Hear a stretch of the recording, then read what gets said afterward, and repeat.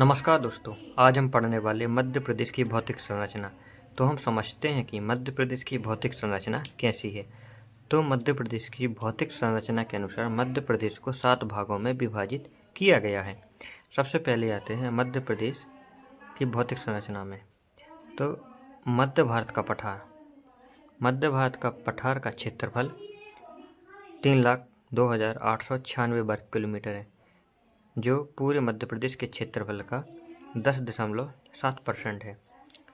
फिर आते हैं बुंदेलखंड का पठार। बुंदेलखंड के पठार का क्षेत्रफल 2,03,737 वर्ग किलोमीटर है, जो पूरे मध्य प्रदेश का 7.7% है। फिर आते हैं रीवा पन्ना का पठार। रीवा पन्ना का पठार का क्षेत्रफल 3,01,954 वर्ग किलोमीटर है, जो पूरे मध्य प्रदेश का 10.37% है। फिर आते हैं बघेलखंड का पठार। बघेलखंड के पठार का क्षेत्रफल 2500 वर्ग किलोमीटर है, जो पूरे मध्य प्रदेश का 7% है। फिर आते हैं सतपुड़ा का पठार। सतपुड़ा के पठार का टोटल क्षेत्रफल 34,000 वर्ग किलोमीटर है, जो पूरे मध्य प्रदेश का 11% है। फिर आते हैं नर्मदा सोन घाटी में। नर्मदा सोन घाटी का टोटल क्षेत्रफल 86,000 वर्ग किलोमीटर है, जो पूरे मध्य प्रदेश का 26% है। फिर आते हैं मालवा का पठार। मालवा का पठार का क्षेत्रफल 8,08,222 वर्ग किलोमीटर है, जो पूरे मध्य प्रदेश का 28% है। यानी कि पूरे मध्य प्रदेश में मालवा का पठार सबसे बड़ा भौतिक संरचना है। फिर आते हैं क्रम बाई क्रम में मालवा का पठार। मालवा का पठार का क्षेत्रफल पूरे मध्य प्रदेश के 28% है, जिसकी ऊंचाई 500 मीटर है। मालवा के पठार की, जिसे मालवा के पठार को नदियों का मायका कहा जाता है।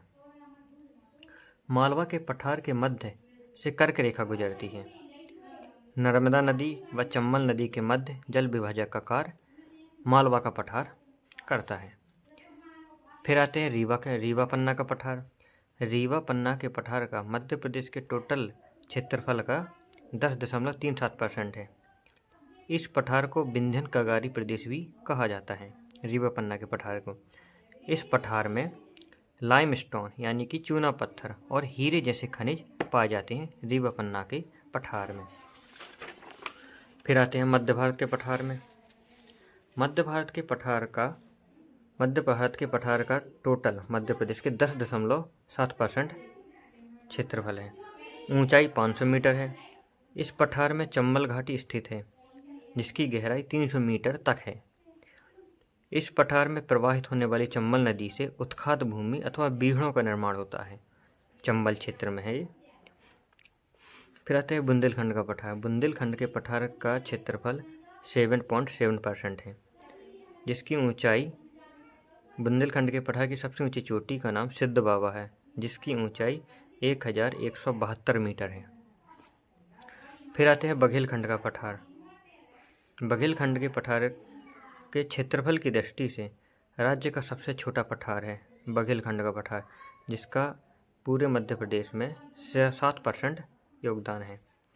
इस पठार में गोंडवाना क्रम की चट्टानें अधिक होने के कारण कोयले के भंडार अधिक पाए जाते हैं। यानी कि कोयले के भंडार गोंडवाना क्रम की चट्टान में पाया जाता है, और गोंडवाना क्रम की चट्टानें बघेलखंड के पठार में पाई जाती हैं। इसलिए कोयले के भंडार की संख्या बघेलखंड में है। बघेलखंड के पठार में नदियाँ सोन, रिहंद और गोपद प्रमुख नदी हैं। फिर आते हैं सतपुड़ा प्रदेश पठार। सतपुड़ा का पठार। सतपुड़ा का पठार का क्षेत्रफल पूरे मध्य प्रदेश में 11% है।